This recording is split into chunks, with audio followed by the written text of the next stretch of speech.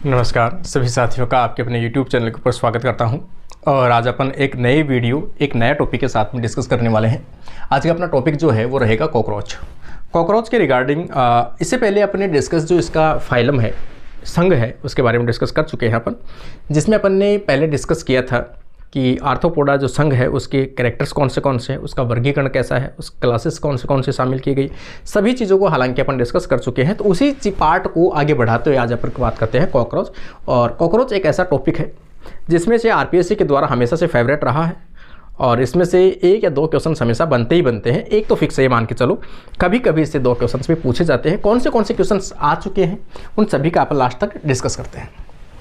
तो यहाँ पे अपन बात करते हैं आज कॉकरोच। देखो, सबसे पहले तो अपन बात करते हैं सिस्टेमिक पोजीशन। देखो, कॉकरोच का नाम भी दिया है यहाँ पर पेरीप्लेनाटा। इसे क्या कहते हैं? पेरीप्लेनाटा के नाम से भी जाना जाता है। संघ जो है वो इसका कौन सा है? तो आर्थ्रोपोडा।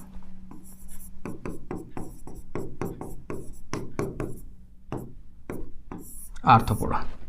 वर्ग अगर अपन देखेंगे क्लास इंसेक्ट आ जाएगा, जो अपन सभी जानते हैं इंसेक्ट के अंदर इसको शामिल किया गया है। सब क्लास थोड़ी सी इंपॉर्टेंट रहती है कि ऐसे टर्म्स जो है वो हमेशा पूछे जाते हैं, जैसे टेरिगोटा, ये क्या इसका सब क्लास है। ऑर्डर तो गण तो हमेशा जो है आरपीएससी का फेवरेट ही रहा है।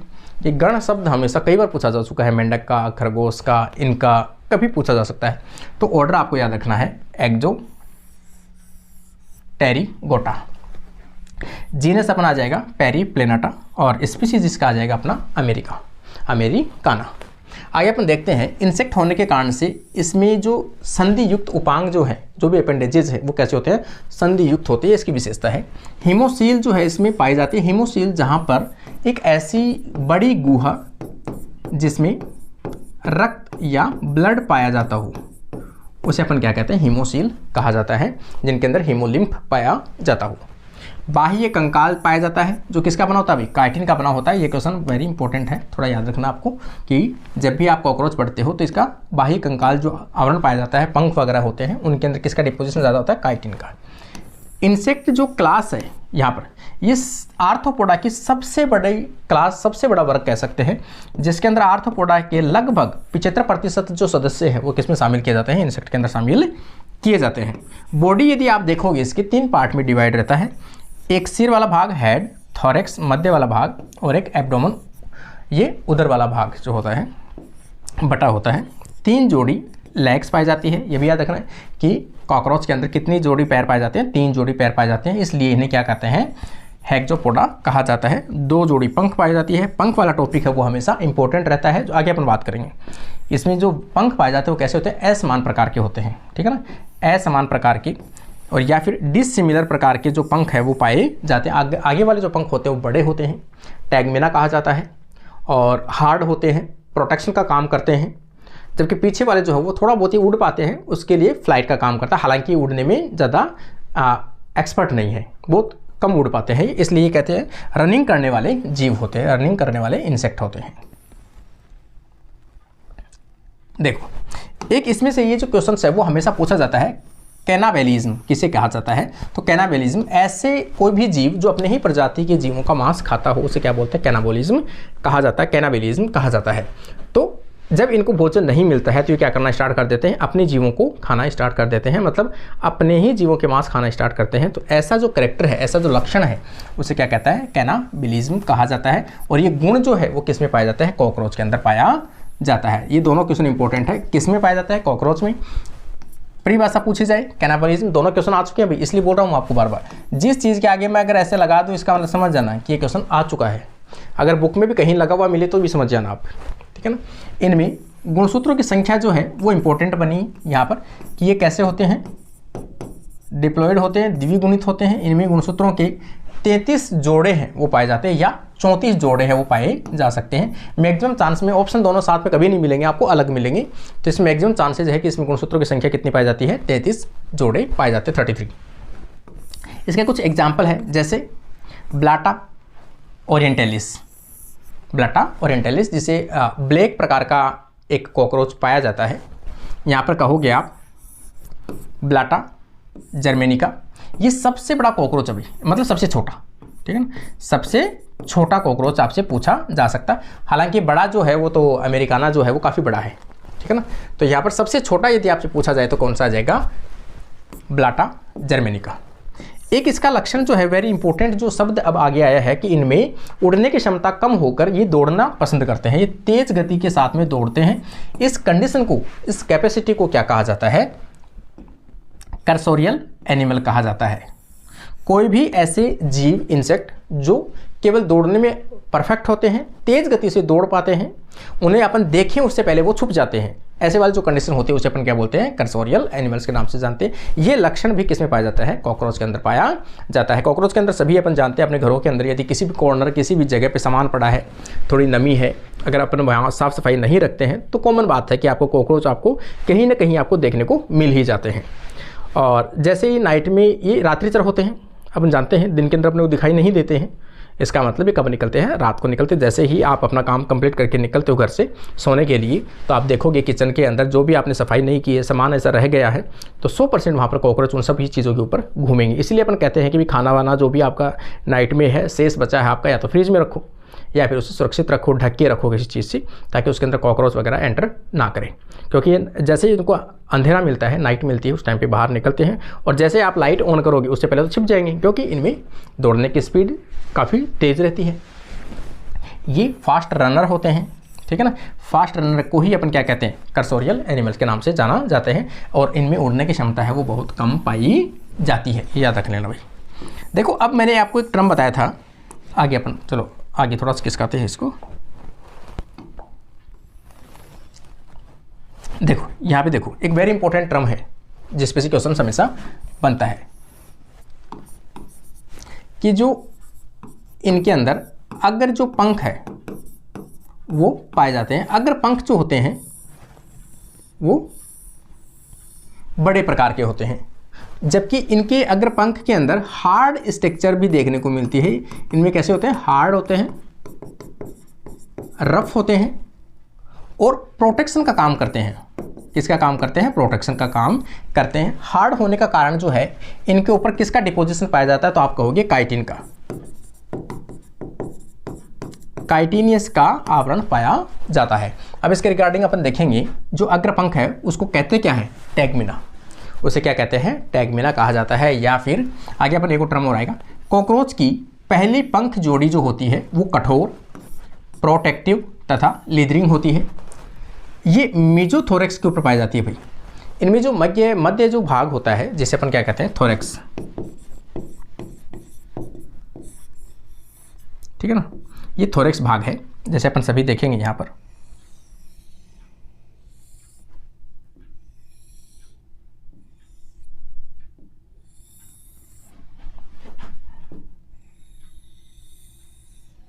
ये जो स्ट्रक्चर है इनके अंदर जो कॉमन देखने को मिलती है, यहाँ पर इसकी कंपाउंड आई पाई जाती है। ये जो इसका आई के नीचे वाला जो ये जो पोर्शन है, ये वाला और ये वाला जो पोर्शन होते हैं, इधर लिख देता हूँ, ये जो दोनों पोर्शन होते हैं जिसे अपन गाल कह सकते हैं, चिक कह सकते हैं, चिक, इसी को आप क्या कहते हैं, जीना कहा जाता है, ठीक है ना। एक बार क्वेश्चन आरपीएससी में पूछा भी जा चुका है ये कि जो कॉकरोच है, कॉकरोच के आँखों के जस्ट दोनों साइड के नीचे की तरफ है, यदि आप देखोगे ये वाला स्थान देखोगे आप, तो इस वाले भाग को क्या कहते हैं, तो जीना कहा जाता है, जिसे अपन चिक कह सकते हैं, गाल कह सकते हैं, वो वाले पोर्शन पाए जाते हैं। यहाँ पे हो गए। और ये जो दोनों हैं ये क्या है, संयुक्त नेत्र कहते हैं, या फिर आप कंपाउंड आई के नाम से जानते हो, जिसमें इमेज जो बनती है वो कैसी बनती है, मोजेक इमेज बनती है। ये भी क्वेश्चन आ चुका, आगे बात करेंगे अपन।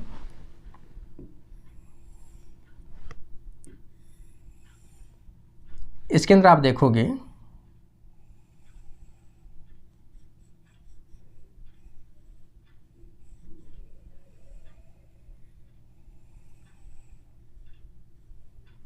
ये जो कंडीशन होती है,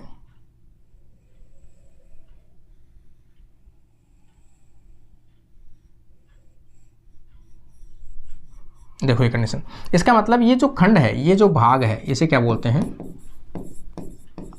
थोरेक्स के नाम से जानते हैं। ये वाला जो भाग है इसे क्या बोलते हैं, हेड वाला भाग हो गया। हेड कैसा होता है, एक खंड युक्त होता है, मतलब होते तो पहले तो ज़्यादा खंड होते हैं, लेकिन क्या हो जाते हैं वो संयुक्त हो जाते हैं, तो एक कॉम्पैक्ट स्ट्रक्चर दिखाई देते हैं। एक ही खंड होता है, इसमें कितने खंड होते हैं, 3 खंड होते हैं। ये जो खंड है इसे क्या बोलते हैं, मेटा थोरेक्स कहते हैं। ये बीच वाला जो खंड होता है उसे मीजो थोरेक्स कहते हैं। ये वाला जो खंड है उसे क्या बोलते हैं, प्रो थोरेक्स कह सकते हो आप। ठीक है, अब अपन बात क्या कर रहे हैं कि पंखों की बात कर रहे हैं कि ये जो पंख होते हैं वो पंख कहाँ पाए जाते हैं। तो यहाँ पर आप कॉमन देखोगे कि पंख जो है वो एक पंख जो है वो यहाँ पाए जाएंगे, यहाँ पे इस प्रकार से। जो ये जो पंख है ये बड़े वाले, ये वाले जो पंख होते हैं इन्हें क्या बोलते हैं, अग्र पंख, अग्र पंख, जिसे टैगमीना के नाम से भी जाना जाता है। इसे दूसरा नाम से भी जाना जाता है, इसे क्या कहते हैं, इलिट्रा कहा जाते हैं। क्या कहा जाता है, इलिट्रा कहा जाता है, टैगमीना कहा जाता है। बड़े पंख होते हैं, हार्ड पंख होते हैं, किसके बने होते हैं, काइटिन के बने होते हैं। इसी के पास में, और बनते किस पे हैं ये मीजोथोरेक्स पे लगे होते हैं। ये मीजोथोरेक्स से इसका डेवलपमेंट होता है। ये मेटाथोरेक्स जो होता है, थर्ड वाला जो खंड होता है ये वाला, इससे भी एक जोड़ी पंख निकलती है, उसे क्या कहते हैं, पश्च पंख के नाम से जानते हैं। यहाँ जो पंख निकलेंगे ये छोटे होते हैं, इनके अंदर छुपे होते हैं, इसलिए वो ज़्यादा काम नहीं आते। ये कह सकते हैं अपन कि अगर पंख जो हैं ये तो क्या काम करते हैं, आपके प्रोटेक्शन का काम करते हैं, जबकि पीछे वाले जो हैं वो क्या करते हैं, आपके उड़ने में काम करते हैं। लेकिन हालांकि उड़ नहीं पाता है, लेकिन उड़ने के लिए जो होते हैं, पतले होते हैं, सॉफ्ट होते हैं, वो पीछे वाले होते हैं। आगे वाले हार्ड होते हैं, प्रोटेक्टिव होते हैं, सुरक्षा करने के काम आते हैं। काइटिन का आवरण पाया जाता है आगे वालों के ऊपर, पीछे वाले तो पतले होते हैं, मेम्ब्रेन के बने होते हैं। ये इसके हो गए। यहाँ पर आप खंड देखोगे 1 2 3 4 5 6 7 8 9, ठीक है ना, 9 से 11 तक इसके जो खंड है वो पाए जाते हैं पीछे वाले में। तो इसके बारे में बात हो गई। ये अगर पाद होते हैं, और अगर जो पंख होते हैं उन्हें क्या कहते हैं, इलिट्रा भी कहते हैं। ये अपन बात कर चुके हैं। इसमें एक बड़ी विशेषता होती है कि इनके जो पीछे वाला भाग होता है, यहाँ पर आप देखोगे यहाँ पे कुछ स्ट्रक्चर पाई जाती है, इन्हें क्या कहते हैं, एनल सीरी। इसे एनल क्या कहते हैं, एनल सिराई कहते हैं या सीरी कहते हैं। इनके अंदर क्या होते हैं, रिसेप्टर लगे होते हैं। रिसेप्टर किसके लिए, ऑडियो रिसेप्टर, मतलब ये सुनने में सक्षम होते हैं, तो इन्हें क्या कहते हैं, ऑडियो रिसेप्टर कहते हैं। एनल सीरी के नाम से जाने जाते हैं।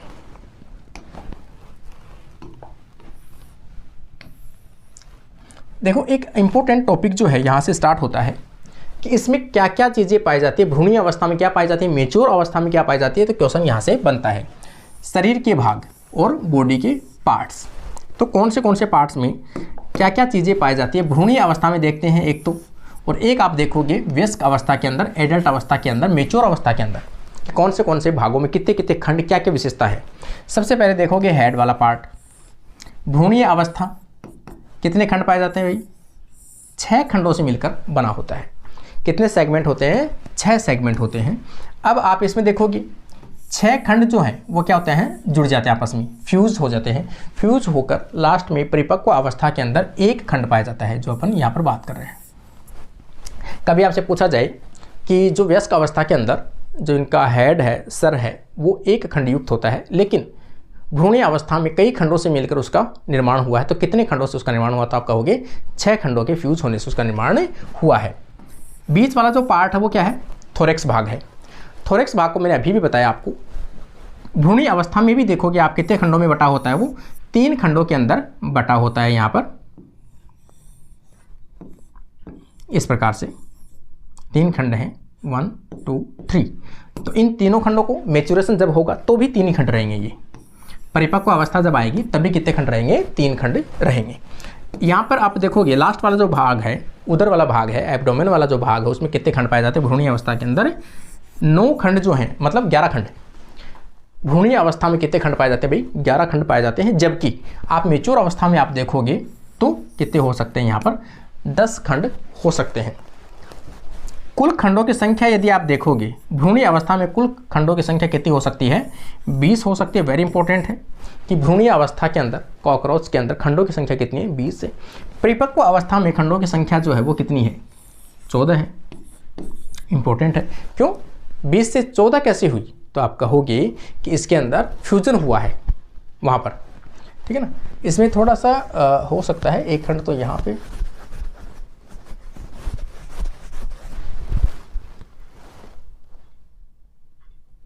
6 3 9 11 20, ठीक है। यहाँ पर आप देखोगे 1 3 4 4 10 14, हाँ ठीक है, 14 के आसपास ही खंड है इसमें, ठीक है ना। आगे अपन चलते हैं।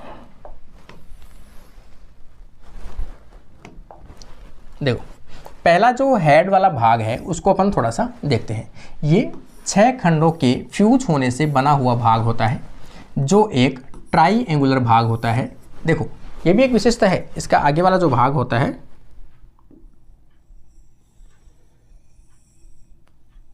इस प्रकार से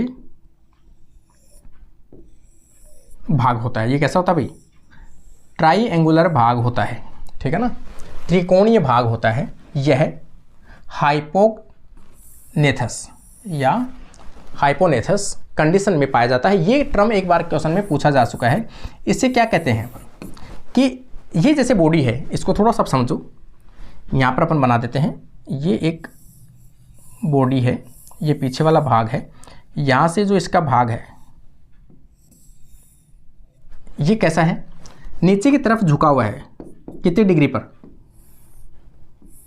90 डिग्री के ऊपर। कितने डिग्री पे घुमा हुआ है? 90 डिग्री पर। होना ऐसा चाहिए सामने, लेकिन ये कैसा घूम गया? यहाँ पे घूम गया इस प्रकार से। तो ये 90 डिग्री पे ऊपर घुमा हुआ रहता है। उसे क्या कहते हैं? हिपोनेथस के नाम से कहते हैं। कंडीशन पाई जाती है, अर्थात मुख्य एक्स से 90 डिग्री नीचे की ओर झुकाव पाया जाता है। किसके अंदर? कॉकरोच के अंदर। तो वेरी इंपॉर्टेंट टर्म है ये टर्म याद रखना भी। इनका जो सर होता है, हेड होता है, आगे वाला पार्ट होता है, त्रिकोणीय स्ट्रक्चर होती है, वो अपने मुख्य एक्स से 90 डिग्री नीचे की ओर झुकी हुई रहती है। इस भाग में 2 कंपाउंड आई पाई जाती है। हेड में पाई जाती है 2 कंपाउंड आई। यहाँ पे जो आई है वो क्या पाई जाती है? कंपाउंड आई पाई जाती है। 2 लंबे एंटीना पाए जाते हैं। यहाँ पर एक मुख पाया जाता है। ये वाला जो भाग है मुख वाला भाग है, जिसके अंदर एक जोड़ी मैंडिबल ग्रंथि पाई जाती है। मतलब मैंडिबल जो भाग होते हैं इनके कुतरने के रहने के लिए, और मैक्सिली पाई जाती है, और लेबियम पाए जाते हैं, औष्टक टाइप के लेबियम पाए जाते हैं। ये तीनों कैसे हैं? किसी भी भोजन को पकड़ने, कुचरने, उन सभी के लिए काम आते हैं। तीनों मुख के भाग होते हैं, मैंडिबल, मैक्जी और लेबियम। ये क्वेश्चन भी एक बार आ चुका है कि कौन से ऐसे भाग हैं जो कॉकरोच के मुख में पाए जाते हैं। तो ये तीनों याद रखना, मैंडिबल, मैक्जी और लेबियम।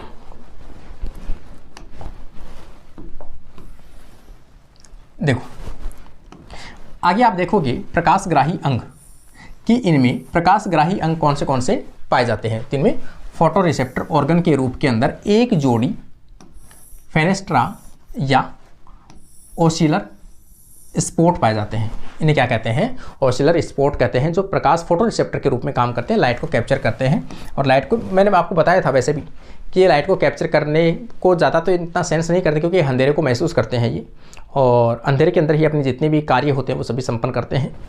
तो ये ओसिलर स्पॉट के रूप में पाया जाता है। हालांकि ओसिलर स्पॉट वो इतना ज़्यादा एक्टिव नहीं है कि वो लाइट को इनको ज़्यादा विकसित कर सके, लाइट को इतना ज़्यादा मतलब इफेक्टिव रूप से इनको दिखा सके। ये एक वेस्टिजियल ऑर्गन के रूप में काम करता है, इनएक्टिव के रूप में काम करता है। हो सकता है इनके पूर्वजों में कभी क्या रहा हो, ये कोई एक्टिव अंग रहा हो, लेकिन अभी ये अवशेष के रूप में पाया जाता है, वेस्टिजियल अंग के रूप में पाया जाता है। ये सिंपल आई का क्या माना जाता है? अवशेष माना जाता है। कभी अवशेष ऐसी आई इनके अंदर रही होगी जिनका स्पॉट आज भी ओसिलर स्पॉट के रूप में पाया जाता है।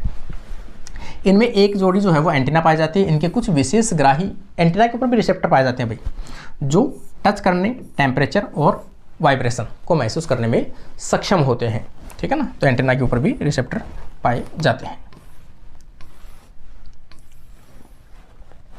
आगे देखो थोरेक्स भाग। थोरेक्स भाग ये 3 खंडों में बटा होता है। कितने खंडों में बटा होता है? 3 खंडों में बटा होता है थोरैक्स भाग। प्रोथोरैक्स जो अभी अपन डायग्राम बना के बता चुका हूँ, मेसोथोरैक्स और मेटाथोरैक्स। ये खास कोई विशेष यूज में नहीं आता है, अपन बात करते हैं मेसोथोरैक्स और मेटाथोरैक्स। प्रथम जोड़ी जो पंख है वो ही पाई जाती है, कहाँ पे पाई जाती है? मेसोथोरैक्स में। ये क्वेश्चन याद रखना, भी बार बार मैं इस पर जोर क्यों दे रहा हूँ कि प्रथम पंख जो है वो किस पे पाई जाती है। आप कभी इसको प्रोथोरैक्स मत कर देना, मेसोथोरैक्स पे पाई जाती है, जो प्रोटेक्टिव होती है, जिन्हें टैगमिना के नाम से जाना जाता है, इलिट्रा के नाम से जाना जाता है। और ये मेटाथोरैक्स होते हैं, द्वितीयक जोड़ी जो पंख होती है, हिंड विंग जिसे अपन कहते हैं, सॉफ्ट प्रकार के जिसे कहते हैं, जो उड़ने में सक्षम होते हैं, वो पाए जाते हैं। और आगे अगर अपन देखेंगे, इसका जो लास्ट वाला जो भाग है, एब्डोमेन वाला जो भाग है, वो अपन देखते हैं, जिसमें नर और मादा दोनों में 10 खंड जो है वो पाए जाते हैं। 7वां जो खंड है, इनमें देखो खंड हमेशा इंपॉर्टेंट रहते हैं। कोई भी जीव, एनेलिडा हो, प्लेटीहेल्मिन्थीज हो, या कोई भी हो, अगर किसी में भी खंड युक्त कोई भी संरचना दिखाई देती है आपको, और खंड युक्त उसमें कोई विशेष अंग या ऑर्गन पाए जाते हैं, तो वो अपने आप में इंपॉर्टेंट है। क्योंकि हमेशा से आरपीएससी ये क्वेश्चन पूछती है कौन से अंग में, कौन से खंड में कौन सा अंग पाया जाता है, ये इंपॉर्टेंट बनता है यहाँ पर। तो अपन 7वें खंड में बोट शेप, बोट आकार की एक ब्रोड या जेनेटल भाग का निर्माण होता है। 8वें व 9वें के अंदर स्टर्ना पाए जाते हैं, ठीक है ना। तो यहाँ पर ब्रोड या जेनेटल भाग का निर्माण होता है। तो जेनेटल जो भाग होता है वो कौन से पाए जाते हैं? बोट नुमा शेप बनाता है, वो 7 नंबर खंड के ऊपर पाए जाते हैं।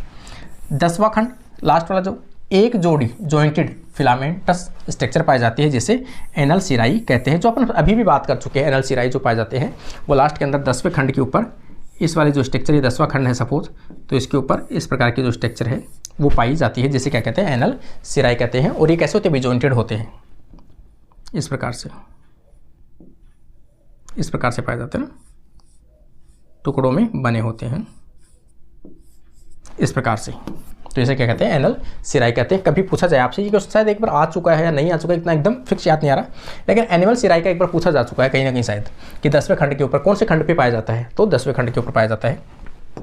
नर में जेनेटल जो पाउच है, थैली, एब्डोमेन के पश्च हिंड खंड पर पाए जाते हैं, तथा वृषण टेस्टिस चौथे से 6ठे खंड के पार्श्व में लेटरल साइड में पाए जाते हैं। ये याद रखना भाई, टेस्टिस, अब खंड आ गया ना, तो टेस्टिस याद रखना आपको, कि कॉकरोच के अंदर जो टेस्टिस है पेयर के अंदर पाई जाती है, लेटरल साइड में पाई जाती है। तो कौन से खंड के लेटरल साइड में पाई जाती है? चौथे से 6ठे खंड के बीच में पाई जाती है।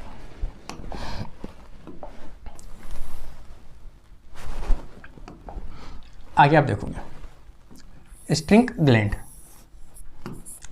ये 5 से 6 खंडों में पाई जाती है। नर और मादा दोनों के अंदर जो स्ट्रिंग ग्लैंड है वो पाई जाती है। ये इंपॉर्टेंट थोड़ी सी क्यों रहती है? क्योंकि ये एक गंध रिलीज करती है। ये क्या करती है? एक गंध रिलीज करती है, जो इनकी कहीं ना कहीं, जो भी इनके ऊपर कोई अटैक करने वाला है उसको क्या कहते हैं? एक बदी, एक गंदी टाइप की स्मेल आती है, जिसके कारण से अपनी प्रोटेक्शन करने में काम लेता है इसको। तो ओवरऑल अपन कहते हैं स्टिंक जो ग्लैंड होती है वो 5वीं और 6ठे जो खंड है उसमें पाया जाता है। ये तो इंपॉर्टेंट है ही है। साथ में ये एक गंदी स्मेल जो है वो छोड़ती है, जिससे एनिमी जो होते हैं उनसे सुरक्षा मिलती है इनको। और ये ब्रीडिंग के वक्त फीमेल को उत्तेजित करने का काम भी करता है, फीमेल को अट्रैक्ट करने के लिए फीमेल को उत्तेजित करने का काम भी करती है। 9वें खंड से एक जोड़ी स्पाइन जैसी स्ट्रक्चर निकलती है, ठीक है ना। 9 जो खंड है उसके ऊपर एक छोटी सी कांटेनुमा एक संरचना पाई जाती है, छोटी सी बाहर स्ट्रक्चर निकलती है, जो नर में एनाल स्टाइल कहलाता है। नर में क्या कहलाता है? एनाल स्टाइल कहलाता है, जो कॉपुलेशन में काम आता है, जो मिथुन अंग के रूप में पाया जाता है भाई, ठीक है ना। कौन से खंड में पाई जाती है? नर के अंदर 9वें खंड के ऊपर कांटेनुमा एक संरचना पाई जाती है, जिसे एनाल स्टाइल के नाम से जाना जाता है, जो मिथुन कॉपुलेटरी अंग में क्या करता है? अंग के रूप में सहायता करता है, तथा वातावरण के प्रति संवेदनशील होता है, तथा एनाल स्टाइल एक जोड़ी के रूप में पाया जाता है। यह एक सेंसरी अंग के रूप में भी पाया जाता है, ठीक है ना। ये मिथुन जो होता है इनमें, मतलब कॉपुलेशन होता है, इंटरकॉर्स होता है, उसमें भी सहायक होता है, प्लस एक सेंसरी अंग के रूप में भी काम कार्य करता है, तथा मेटिंग में भी क्या करता है? सहायक करता है, निषेचन में भी सहायक करता है। ये खंड में जो भी अंग बता रहा हूँ वो सभी आपको याद रख लेने भाई, कौन से खंड में क्या क्या इनका काम है। बॉडी कैविटी की अगर आप बात करोगे, यहाँ पर देह गुहा, तो हीमोसील पाई जाती है, ये सत्य गुहा नहीं होती है। क्यों? क्योंकि मैंने बताया आपको इसका जो निर्माण है वो ब्लास्टोसील से माना जाता है, इसलिए क्या है ये सत्य गुहा नहीं होती। इसके अंदर रक्त जो है भरा रहता है। ब्लड हीमोलिम्फ कहलाता है जो इसके अंदर पाया जाता है। ब्लड कलरलेस होता है, ठीक है ना। और ये देखो ट्री हेलोज जो है वो इनके ब्लड के अंदर शुगर में पाया जाता है। वेरी वेरी इंपॉर्टेंट है कि ट्री हेलोज जो है वो एक शुगर है, नॉन रिड्यूसिंग शुगर है।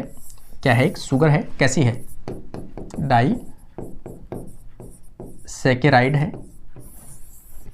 डाइसैकेराइड का मतलब होता है दो मोनोसैकेराइड से बनी है, ग्लूकोज और ग्लूकोज के बीच से बनी हुई शुगर है। दो ग्लूकोज के मॉलिक्यूल इसके अंदर पाए जाते हैं, ठीक है ना। यहाँ पर ग्लूकोज लिखा हुआ है, यहाँ पर फ्रक्टोज, ये फ्रक्टोज काट लेना भी इसको ना, ये क्या है इसको ग्लूकोज कर लेना भाई। दो ग्लूकोज की यूनिट है।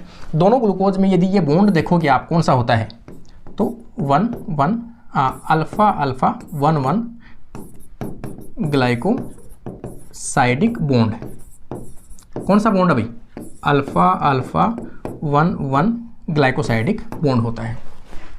दोनों जो अल्फा वाला कार्बन फर्स्ट जो होता है उन दोनों कार्बन के बीच में क्या बनता है? एक फॉस ग्लाइकोसाइडिक बॉन्ड बनता है।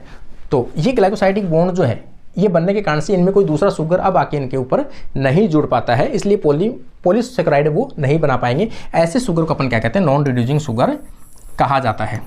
तो आप कहोगे कि जो कॉकरोच है, कॉकरोच के अंदर कॉकरोच के जो ब्लड है जिसे हीमोलिम्फ कहा जाता है, हीमोलिम्फ के अंदर एक शुगर पाई जाती है विशेष प्रकार की नॉन रिड्यूसिंग शुगर, जिसे क्या कहते हैं? ट्राई हेलोज के नाम से जानते हैं। ट्री हेलोज जो है ब्लड के अंदर पाया जाता है। और कैसी है? डाइसैकेराइड है, ग्लूकोज प्लस ग्लूकोज से बनी है। कौन से बॉन्ड से बनी है? तो अल्फा अल्फा 1 ग्लाइकोसाइडिक बॉन्ड से बनी हुई होती है। कैसा होता है? तो आप कहोगे नॉन रिड्यूसिंग शुगर है। नॉन रिड्यूसिंग शुगर अगर आपसे पूछा जाए क्या होता है तो आप कहोगे कोई भी शुगर जो मोनोसैकेराइड से आपस में जुड़ के बनी हो, लेकिन कोई भी अगला ग्रुप फ्री ना हो, फंक्शनल ग्रुप है वो अगर फ्री ना हो तो वो आगे एक अन्य जो शुगर है उसके साथ में नहीं जुड़ पाएगा। क्यों? दोनों ही शुगर का 1 जो कार्बन है वो कैसा है? फंक्शनल है, OH ग्रुप उपस्थित है और दोनों ही आपस में क्या जुड़ गए तो तीसरा बचा है नहीं इनके पास, इसलिए कैसा हो गया? नॉन रिड्यूसिंग शुगर के रूप में पाया जाता है। देखो एक इनमें थोड़ा सा इसका डायग्राम में अगर आप देखोगे तो वेरी इंपॉर्टेंट एक टर्म सामने आता है यहाँ पर, गिजार्ड।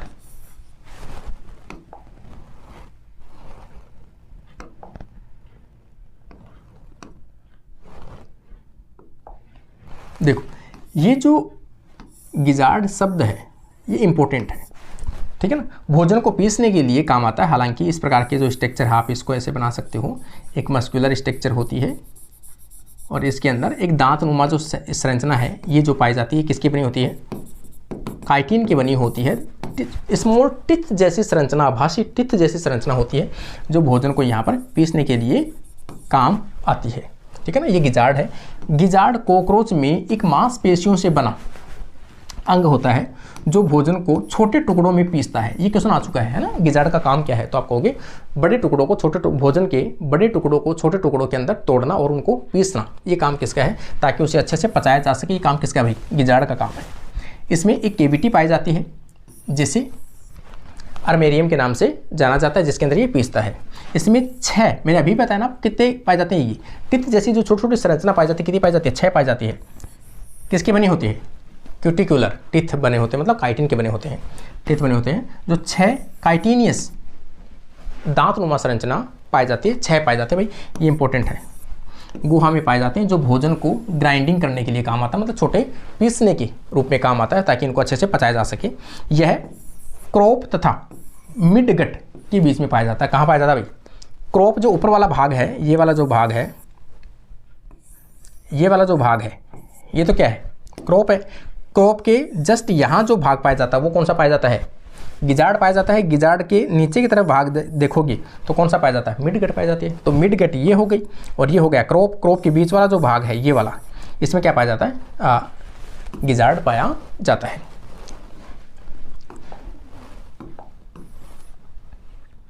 देखो अब थोड़ा सा इस डायग्राम में भी देख लो आप। मेलपीजियन ट्यूब्यूल जो है उनका काम क्या है भाई? उत्सर्जन अंग के रूप के अंदर जो मेलपीजियन ट्यूब्यूल्स है वो पाई जाती है। और कहाँ पाई जाती है? थोड़ा सा डायग्राम में आप देखोगे यहाँ पर सबसे पहले ऊपर वाला जो भाग है वो क्या कहलाएगा? फेर्निक्स कहलाएगा। सेलेवरी ग्लैंड पाई जाती है। सेलेवरी ग्लैंड को रिजर्व करने के लिए कुछ भाग पाए जाते हैं। ये बड़ा जो भाग अपने दिखा रहे हैं इसका डाइजेशन का। ऊपर वाला भाग तो इसोफेगस कह सकते हो, जिसके अंदर भोजन आता है। इसोफेगस आगे आके एक थैलेनुमा संरचना बनाती है, बड़ी स्ट्रक्चर बनाती है इस प्रकार की, उसे क्या कहते हैं, क्रोप कहते हैं। इसे क्या कहते हैं, क्रोप कहते हैं, जिसे लगभग अपन आमाशय के रूप में भी जाना जा सकता है। इसके जस्ट नीचे की तरफ क्या बात करोगे आप, गिजार्ड। इसे क्या कहोगे, गिजार्ड, जो मैंने अभी बताया आपको, ये वाला जो भाग है इसे क्या कहते हैं, गिजार्ड। और यहाँ से जो भाग निकलता है वो मध्य आंत निकलती है। इसमें से कुछ इस प्रकार की जो स्ट्रक्चर ये जो निकलती है,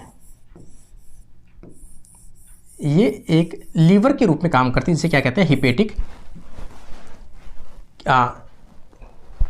सिक्का कह सकते हो, है ना, सिया कह सकते हो, सिक्का कह सकते हो।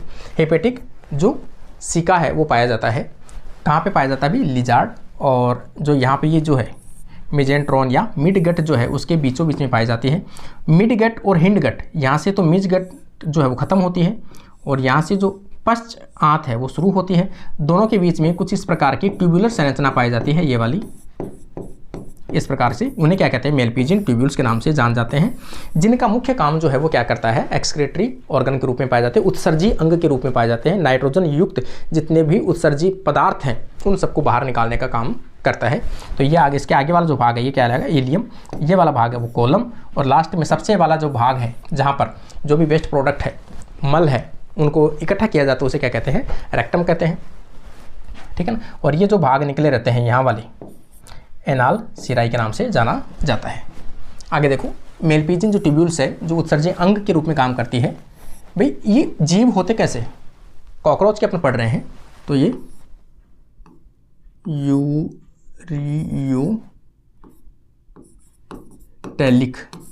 यूरियोटेलिक होते हैं, मतलब यूरिक एसिड को क्या करते हैं, रिलीज करते हैं। आगे आएगा बात, है ना। यहाँ पे अपन देखते हैं ये नलिकाएं मिड गट और हिंड गट, देखो ये हिंड गट और ये मिड गट के बीच में संधि वाले स्थान पर पाए जाते हैं। इनकी संख्या 100 से लेकर 150 तक हो सकती है, याद रखना भाई, इनकी संख्या कितनी हो सकती है, 100 से 150। नाइट्रोजन युक्त वेस्ट प्रोडक्ट जो है, उपापचय हानिकारक पदार्थों जो हैं उनको उत्सर्जित करते हैं। ये ब्लड को फिल्टर करने का भी काम करते हैं। ये यूरिक एसिड को स्रावित करते हैं। देखो यहाँ गेट रहा हूँ कि मेलपीजियन जो ट्यूब्यूल्स है जिन पदार्थों को स्रावित करता है वो किस फॉर्म के रूप में स्रावित करता है, आपको कि यूरिक एसिड के रूप में करता है। इसमें पोटेशियम यूरेट भी प्रेजेंट होता है यूरिक एसिड के अंदर, इसलिए इसे किस में करता है, यूरिक एसिड में करता है। यूरिक एसिड का मतलब होता है ये वाटर को तो कंजर्व कर लेता है और वाटर को कंजर्व करके सूखे जो पदार्थ है क्रिस्टल, उसके रूप में क्या करते हैं, रिलीज करते हैं।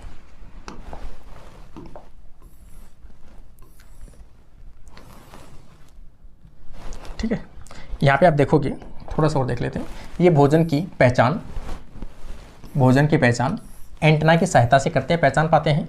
और फूड का डाइजेशन जो है यहाँ पर प्री ओरल कैविटी से प्रारंभ होता है तथा जल का सबसे अधिक जो अवशोषण है वो कहाँ पे होता है, रेक्टम, लास्ट वाला जो भाग होता है जिसके अंदर क्या पाए जाते हैं, रेक्टल पेपिला पाए जाते हैं, छोटे छोटे ऐसे इस प्रकार की स्ट्रक्चर पाई जाती है, इस प्रकार की स्ट्रक्चर पाई जाती है, इस प्रकार की रेक्टल पेपिला के द्वारा एब्जॉर्प्शन किया जाता है। अब इसमें अपने आप में एक इम्पोर्टेंट टर्म आता है जिसे अपन कहते हैं श्वसन, रेस्पिरेशन। तो देखो ये टॉपिक जो है वो बड़ा होने के कारण से इसको 2 पार्ट में कंप्लीट करना पड़ेगा अपने को, काफ़ी टाइम इसमें लगेगा। तो सेकंड पार्ट और मैं इसको डालूंगा आप लोगों को शाम का, अभी तो ये क्लास डाल देता हूँ, दूसरे दिन आपको इसी का दूसरा जो भाग है वो आपको मैं डाल दूंगा। तो कॉकरोच का टॉपिक है वो कैसा लगा आप लोगों को, और ज़रूर वेट कीजिए आप लोग, सेकंड पार्ट जल्दी मिलेंगे अपन। आज के लिए अपनी क्लास यहीं समाप्त करते हैं। Thank you friends.